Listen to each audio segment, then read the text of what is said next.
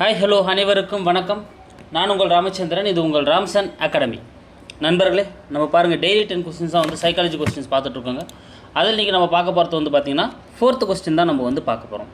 ஓகேங்களா? ஸோ அதில் நம்ம ஆளுமை மற்றும் அளவிடுதல், அதாவது பர்சனாலிட்டி அண்ட் அசஸ்மெண்ட், அந்த டாபிக் தான் நம்ம வந்து பார்த்துட்ருக்கோம். வாங்க வீடியோக்குள்ளே வந்து பார்க்கலாம். நம்ம லாஸ்ட்டோட ஒரு கொஸ்டின் கொடுத்துருந்தோம்.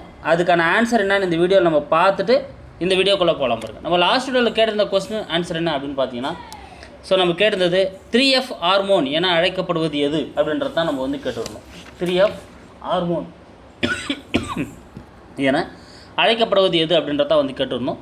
ஸோ இதுக்கான ஆன்சர் என்ன அப்படின்னு பார்த்தீங்கன்னா அட்ரினலின். ஓகேங்களா? டி தாங்க இதுக்கான ஆன்சர். ஸோ முதல்ல 3F அப்படின்றத நம்ம என்னன்னு பார்த்துருவோம். அப்படி பார்த்தோன்னா நம்மளுக்கு வந்து கிளியராக வந்து புரிஞ்சிடும். ஸோ 3F அப்படின்னா fight, flight and fright hormone அப்படின்னு சொல்லுவாங்க. ஓகேங்களா? அதாவது ஃபைட் அப்படின்னா சண்டையிடும் ஹார்மோன். ஃபைட் அப்படின்னா என்னதுங்க? சண்டையிடும் ஹார்மோன். அடுத்து ஃப்ளைட் அப்படின்னா வந்து பார்த்தீங்கன்னா பறக்கும் ஹார்மோன். அடுத்து வந்து பார்த்தீங்கன்னா ப்ரைட் அப்படின்னு சொல்லுவாங்க, அதாவது பயமுறுத்தும் ஹார்மோன். அப்போ இந்தமாதிரி இந்த 3F வரதுனால தான் வந்து என்ன பண்ணுறாங்க, இதுக்கு 3F ஹார்மோன் அப்படின்ற ஒரு பேர் வந்து வந்திருக்குங்க. ஸோ அப்படியே தமிழில் தனியாக கூட கேட்கலாம். பறக்கும் ஹார்மோன், பயமுறுத்தும் ஹார்மோன். ஓகேங்களா? அப்புறம் சண்டையிடும் ஹார்மோன் அப்படின்னு சொல்லிட்டு பண்ணாங்க. 3 விஷயத்தை வந்து தமிழோடு கேட்கலாம். ஸோ 3F ஹார்மோன் அப்படின்னா அட்ரினலை தான் குறிக்குது. அப்போ நம்ம உடல் வந்து ஒரு அத்தியாவசியமான ஒரு பாதிப்பு ஏதோ ஒன்று ஏற்படுறப்போ அந்தமாரி சூழ்நிலைகளில் வந்து பார்த்தீங்கன்னா நம்மளுக்கு வந்து ஒரு பாதுகாப்பை ஏற்படுத்தக்கூடியதான் இந்த அட்ரினலின் அப்படின்ற ஹார்மோன். ஓகேங்களா?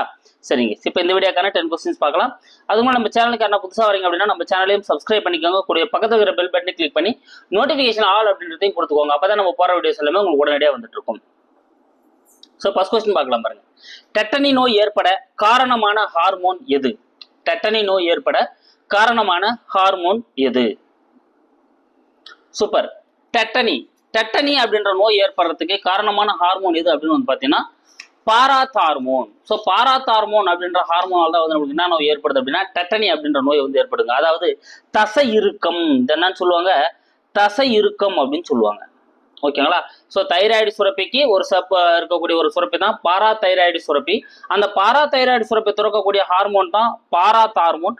அதன் குறைபாட்டால் ஏற்படக்கூடிய ஒரு நோய் தான் வந்து பார்த்தீங்கன்னா இந்த டெட்டானி அப்படின்ற நோய் வந்து ஏற்படுது. அதாவது என்ன ஆகும் அப்படின்னா தசை சிந்துனாயிடும், இறுக்கமாகும். ஓகேங்களா?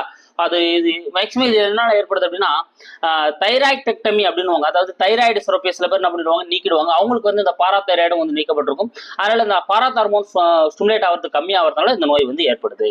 ஓகேங்களா? அப்போ இதுக்கான ஆன்சர் பாராத்தார்மோன். அடுத்து, பாராதைராய்டு ஹார்மோன் குறைவாக சுரப்பதால் உடலில் ரத்தத்தில் டேஷ் அளவு குறைகிறது. ஸோ பாராதைராய்டு ஹார்மோன் வந்து பார்த்தீங்கன்னா ஸோ குறைவாக சுரக்கிறதுனால இப்போதான் பார்த்தோம். பாராதைராய்டு சுரக்கக்கூடிய ஹார்மோன் வந்து பார்த்தீங்கன்னா பாராத்தார்மோன் அப்படின்னு நம்ம பார்த்தோம். அது குறைவாக சுரக்கிறதுனால ரத்தத்தில் என்ன குறையுது அப்படின்னு வந்து பார்த்தீங்கன்னா கால்சியம். ஓகே, நம்ம பிளட்ல இருக்கக்கூடிய கால்சியம் லெவல் குறையுதுங்க. ஸோ அப்போ கால்சியம் லெவல் குறையறதுனால நம்மளுக்கு வந்து எலும்பு, சிறுநீரகம் போன்ற பகுதிகள்லாம் மிகப்பெரிய அளவு பாதிப்பை வந்து ஏற்படுத்துது. ஓகேங்களா? அப்போ பாராதைராய்டு சுரக்கக்கூடிய பாராத்தார்மோன் குறைபாட்டால ரத்தத்துல கால்சியம் குறைபாடு வந்து ஏற்படுது. ஏன்னா இது கால்சியம் மற்றும் பாஸ்பரஸோட ஒரு வளர்ச்சிதை மாற்றத்தை மெயின்டைன் பண்றதுல இந்த பாராத்தார்மோன் மிக முக்கிய பங்காற்றுது. அடுத்து தேர்ட் கொஸ்டின். அடிசனின் நோய் ஏற்பட காரணமான குளுக்கோகார்டிகாய்டு ஹார்மோனை சுரக்கும் சுரப்பி எது? ஸோ அடிசன் நோய். ஓகேங்களா? அடிசன் நோய் அப்படின்ற நோயை ஏற்படுத்தக்கூடிய ஹார்மோன் எதுன்னு பார்த்தீங்கன்னா குளுக்கோகார்டிகாய்டு. எந்த ஹார்மோனுங்க? குளுக்கோகார்டிகாய்டு ஹார்மோன் அப்படின்றத வந்து அடிசன் நோயை ஏற்படுத்துது. அந்த குளுக்கோகார்டிகாய்டை சுரக்கக்கூடிய சுரப்பி எது அப்படின்றத வந்து நம்ம வந்து கேட்குறோம். ஓகேங்களா? ஸோ எது அப்படின்னு பார்த்தீங்கன்னா, சார் இங்கே வந்து நான் ஆப்ஷன் வந்து நான் வந்து டைப் பண்ணாமல் விட்டுட்டு இருக்கேன். ஓகேங்களா? இதுக்கான ஆன்சர் என்ன அப்படின்றத சொல்லிடுறேன். அட்ரினல் சுரப்பி. ஸோ அட்ரினல் சுரப்பி தான் வந்து சுரக்குது. இன்னும் அதில் குறிப்பிட்டு சொல்லணும்னா அட்ரினல் கார்டெக்ஸ்ல இருந்து சுரக்கப்படக்கூடிய ஒரு ஹார்மோன் தான் வந்து இந்த குளுக்கோகார்டிகாய்டு. இதனோட குறைபாட்டால் ஏற்படக்கூடிய ஒரு நோய் தான் வந்து பார்த்தீங்கன்னா அடிசன் நோய் அப்படின்ற நோய். ஓகேங்களா? அப்போ அட்ரினல் சுரப்பி உங்களுக்கு ஃபுல் ரிவிஷன் கொடுக்குறப்ப நான் வந்து இதை வந்து கரெக்ட் பண்ணி கொடுத்துட்றேன். அடுத்து, மனித உடலில் கால்சியம் மற்றும் பாஸ்பரஸ் வளர்ச்சிதை மாற்றத்தை ஒழுங்குபடுத்துவது எது? ஸோ மனித உடல்ல கால்சியம் மற்றும் பாஸ்பரஸ் வளர்ச்சிதை மாற்றத்தை ஒழுங்குபடுத்துவது எது? இது ஆல்ரெடி ஏற்கனவே பார்த்த அதே கொஸ்டின் தான். ஸோ இங்கே ரிப்பீட்டடாக பார்க்குறோம். நீங்கள் ஆல்ரெடி ஆன்சர் வந்து எடுத்துருவீங்க. எது அப்படின்னு வந்து பார்த்தீங்கன்னா தைராய்டு. ஓகேங்களா? ஸோ அந்த கால்சியம் மற்றும் பாஸ்பரஸோட வளர்ச்சிதை மாற்றத்தை ஒழுங்குபடுத்தக்கூடியது என்னன்னா இந்த பாராதைராய்டு அப்படின்னு வரணும். ஓகே, இதுவும் வந்து ஆப்ஷன் வந்து தவறா இருக்கு. பாராதைராய்டு எதுங்க? பாராதைராய்டு அப்படின்றத வந்து இதுக்கான ஆன்சர். ஏன்னா அது சுரக்கக்கூடிய பாராத் ஹார்மோன் தான் வந்து உடல்ல அந்த வளர்ச்சிதை மாற்றத்தை வந்து என்ன பண்ணுதுங்க, மெயின்டைன் பண்ற அந்த வேலையை வந்து செய்யுது.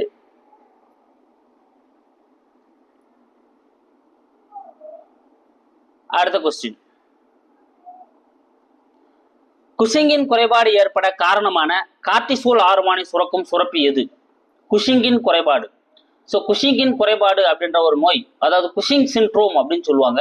இந்த குறைபாடு ஏற்படக்கூடிய அந்த ஹார்மோன், அதாவது கார்டிசோல், குளுக்கோகார்டிகாய்டு அப்படின்னு சொல்லுவாங்க. அதனோட இன்னொரு பேர் தான் கார்டிசோல். அந்த குளுக்கோகார்டிகாய்டு அப்படின்னு அழைக்கப்படக்கூடிய ஹார்மோனை சுரக்கக்கூடிய சுரப்பி எது அப்படின்னு பார்த்தீங்கன்னா பிட்யூட்ரி சுரப்பி. இந்த பிட்யூட்ரி சுரப்பி தான் வந்து அந்த ஹார்மோனை சுரக்குதுங்க. இதனாலதான் குஷிங்கின் சிண்ட்ரோம் அப்படின்ற நோய் வந்து நம்மளுக்கு ஏற்படக்கூடியதா இருக்கு. அப்ப ஏதா வந்து இதுக்கான ஆன்சர். அடுத்து பாலிடிப்சியா. பாலிடிப்சியா என்பது டேஷ். ஓகேங்களா, அதாவது டயாபட்டிஸ் மெலிட்டஸ், அதாவது சுகர் பேஷண்ட்ஸ்க்கு வந்து பார்த்தீங்கன்னா ஒரு 3-4 விதமான அறிகுறிகள் காணப்படும். அதாவது அடிக்கடி சிறுநீர் போவாங்க, அடிக்கடி தண்ணி குடிப்பாங்க, அடிக்கடி சாப்பிட்டுட்டே இருப்பாங்க.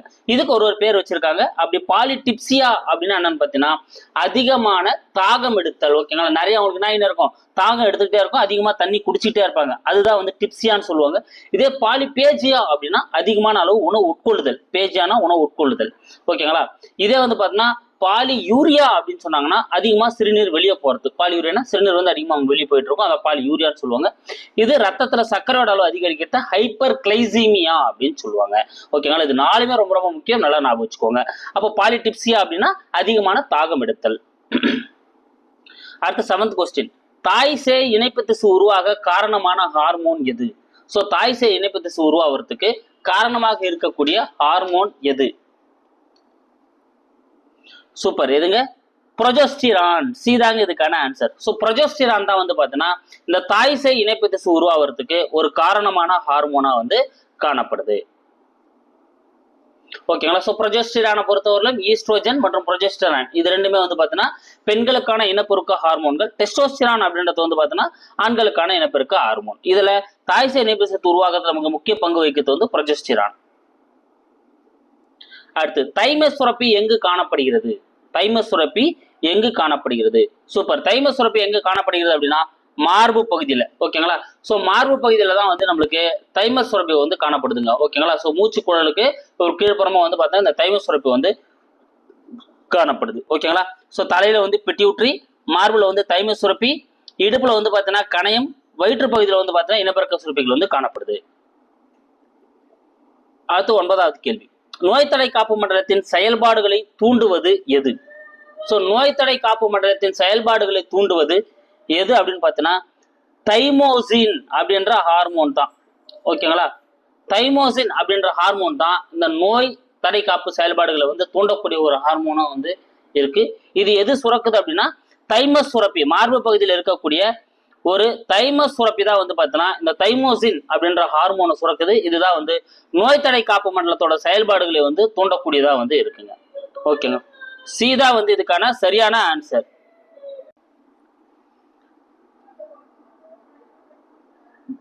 நோய் தடை காப்பு மண்டலத்தோட செயல்பாடுகளை வந்து தூண்டக்கூடியதா இருக்குதுன்னா தைமோசின் அப்படின்ற அந்த ஹார்மோன் தான். இது மார்பு பகுதியில் இருக்கக்கூடிய தைமஸ் சுரப்பி தான் வந்து சுரக்குது. அடுத்து கணையத்தில் இருக்கக்கூடிய லாங்கஹான் திட்டுகளில் உள்ள ஆல்பா செல்களை சுரக்கும் ஹார்மோன் எது? ஸோ கணையத்தை பொறுத்தவரையில் வந்து பார்த்தீங்கன்னா இது நாளமில்ல சுரப்பியாகவும் செயல்படக்கூடியதாக இருக்கும், நாளமில்லா சுரப்பியாகவும் செயல்படக்கூடியதாக இருக்கும். இரட்டை சுரப்பி அப்படின்னு நம்ம லாஸ்ட் வீடியோல பார்த்தோங்க. இதுல இந்த லாங்கஹான் திட்டுகள் காணப்படும். இந்த லாங்கஹான் திட்டுகளை பொறுத்தவரையில் வந்து பார்த்தீங்கன்னா ஆல்பா செல்கள், பீட்டா செல்கள் அப்படின்னு 2 விதமான செல்கள் இருக்கும். இதுல ஆல்பா செல்கள் வந்து பார்த்தீங்கன்னா குளுக்கோகானையும், பீட்டா செல்கள் வந்து பார்த்தீங்கன்னா இன்சுலினையும் சுரக்கக்கூடியதா இருக்குங்க. ஓகேங்களா, அப்போ ஆல்பா செல்கள் சுரக்கக்கூடிய ஹார்மோன் எது அப்படின்னு வந்து பார்த்தீங்கன்னா இந்த குளுக்கோகான். ஓகேங்களா, ஸோ இதனோட வேலை என்ன அப்படின்னு வந்து பார்த்தீங்கன்னா நம்மளுக்கு நம்ம ஒருவேளை சாப்பிடாம இருக்கோம், இல்ல நம்ம உடலுக்கு வந்து குளுக்கோஸ் தேவைப்படுது அப்படின்னா இது என்ன பண்ணும், ஏற்கனவே கிளைக்கோஜனா இருக்கக்கூடிய குளுக்கோஸை மாத்தி தரும். ஓகேங்களா, அப்போ இந்த இன்சுலினோட வேலை என்னன்னு பார்த்தீங்கன்னா நம்ம சாப்பாட்டுல அளவுக்கு அதிகமா இருக்கக்கூடிய அந்த குளுக்கோஸை கிளைக்கோஜனா மாத்தி சேமிக்கிற வேலையை தான் வந்து பார்த்தீங்கன்னா இந்த இன்சுலின் செய்யக்கூடியதா வந்து இருக்கும். ஸோ இந்த இன்சுலின் குறைபாட்டால அந்த குளுக்கோஸ் வந்து என்ன பண்ணும், சிறுநீர் வழியா வெளியே போகக்கூடியதா இருக்கும். அதான் நம்ம சுகர் நோய் அப்படின்னு நம்ம சொல்லுவோம். ஓகேங்களா, அப்போ ஆல்பா செல்கள் வந்து குளுக்கோகானை தான் திறக்குது. ஏதா வந்து இதுக்கான சரியான ஆன்சர். ஸோ இந்த 10 கொஸ்டின்ஸை வேகமா உங்களுக்கு ஒரு ரிவிஷன் கொடுத்துறேன் பாருங்க. டெட்டனி நோய் ஏற்பட காரணமான ஹார்மோன் எது? ஸோ டெட்டனி நோய் ஏற்படுறதுக்கு காரணமாக இருக்கக்கூடிய ஹார்மோன் எது அப்படின்னு வந்து பார்த்தீங்கன்னா எதுங்க? பாராதார்மோன். பாராதாரைடு சுரப்பி குறைவாக சுரப்பதால் ரத்தத்தில் வந்து கால்சியம் குறைபாடு வந்து ஏற்படுது. அடிசன் நோய் ஏற்பட காரணமான நோய், இது வந்து ஆப்ஷன். ஓகேங்களா சார், இந்த வீடியோல ஒரு 2 மிஸ்டேக் இருக்கு, நான் டைப் பண்றப்ப கொஞ்சம் மிஸ் ஆயிருக்கு. நெக்ஸ்ட் வீடியோல நான் கிளியர் பண்ணிடுறேன், சாரி கைஸ். ஓகேங்களா, கொஞ்சம் மன்னிச்சிடுங்க, சாரி. ஓகேங்களா, ஸோ அடிசன் நோய் ஏற்படுறதுக்காக காரணமா இருக்கக்கூடியது வந்து எதுன்னு பார்த்தீங்கன்னா இந்த அட்ரினல் சுரப்பி தான். அதை சுரக்கக்கூடிய அந்த குளுக்கோகார்டிகாய்டு தான். அடுத்து வந்து பார்த்தீங்கன்னா மனித உடல்ல கால்சியம் பாஸ்பரஸ் வளர்ச்சிதை மாற்றத்தை தூண்டக்கூடியது எது அப்படின்னு வந்து பார்த்தீங்கன்னா பாராதைராய்டு சுரப்பி. ஓகேங்களா, பாராதார்மோன் தான், அதையும் ஞாபகம் வச்சுக்கோங்க. அடுத்து குஷிங்கின் குறைபாடு ஏற்பட காரணமான கார்டிசோல். அப்ப கார்டிசோல் அப்படின்ற ஹார்மோனால் தான் வந்து குஷிங்கின் குறைபாடு ஏற்படுது. அது பிட்யூட்டரி அப்படின்ற சுரப்பி தான் வந்து சுரக்குது. பாலிடிப்சியா அப்படின்னு அழைக்கக்கூடியது வந்து பார்த்தீங்கன்னா அதிக தாகத்தை ஏற்படுத்தக்கூடியது. தாய்சை இணைப்பு திசு உருவாக காரணமான ஹார்மோன் எது? ஸோ தாய்சை இணைப்பு திசு உருவாகிறதுக்கு எது காரணமா இருக்கு அப்படின்னு வந்து பார்த்தீங்கன்னா புரோஜெஸ்டிரான். புரோஜெஸ்டிரான் தான் வந்து தாய்சை இணைப்பு திசு உருவாகிறதுக்கு வந்து காரணமா இருக்கு. அடுத்து தைமஸ் சுரப்பி எங்கு காணப்படுகிறது? ஸோ தைமஸ் சுரப்பி வந்து பார்த்தீங்கன்னா எந்த இடத்துல காணப்படக்கூடியதா இருக்கு அப்படின்னா தைமஸ் சுரப்பி மார்பு பகுதியில் வந்து காணப்படக்கூடியதா இருக்கு. நோய்த்தடை காம்பவுண்ட்ல செயல்பட தூண்டக்கூடியது தைமஸ் சுரப்பி சுரக்கக்கூடிய அந்த தைமோசின் அப்படின்ற ஹார்மோன் தான். கணையத்தில் இருக்கக்கூடிய லாங்ககான் திட்டுக்கள்ல ஆல்பா செல்கள் சுரக்கக்கூடிய ஹார்மோன் இது அப்படின்னு வந்து பார்த்தீங்கன்னா குளுக்கோகான் அப்படின்ற ஹார்மோன் தான் சுரக்குது. ஓகேங்களா, இந்த வீடியோல உங்களுக்கான ஒரு கேள்வி பாருங்க. சிறுநீரகத்தில் அதிகப்படியான குளுக்கோஸ் வெளியேறுதல். ஸோ சிறுநீரகத்துல நம்ம சிறுநீர் கழிக்கிறோம் இல்லைங்களா, அந்த சிறுநீர் வழியா அதிகப்படியான குளுக்கோஸ் வந்து வெளியேறக்கூடியதை நம்ம எவ்வாறு சொல்வோம் அப்படின்றது தான். இங்க 4 ஆப்ஷன்ஸ் இருக்கு. இதுக்கான ஆன்சர் என்ன வரும் அப்படின்றத நீங்க கமெண்ட்ல சொல்லுங்க, இல்ல நெக்ஸ்ட் வீடியோ வெயிட் பண்ணுங்க, அதெல்லாம் உங்களுக்கு ஃபுல் எக்ஸ்பிளனேஷனோட கொடுத்துறேன். Thank you guys, thank you so much. அடுத்த வீடியோ வந்து நான் உங்களை சந்திக்கிறேன். நம்ம சேனலுக்கு புதுசாக வந்து நம்ம சேனலை சப்ஸ்கிரைப் பண்ணிக்கோங்க. கூடிய பக்கத்தில் இருக்கிற பெல் பட்டனை கிளிக் பண்ணி நோட்டிபிகேஷன் ஆல் அப்படின்றதையும் கொடுத்துக்கோங்க. அப்பதான் நம்ம போடுற வீடியோஸ் எல்லாமே உங்களுக்கு உடனடியாக வந்துட்டு இருக்கும். Thank you guys.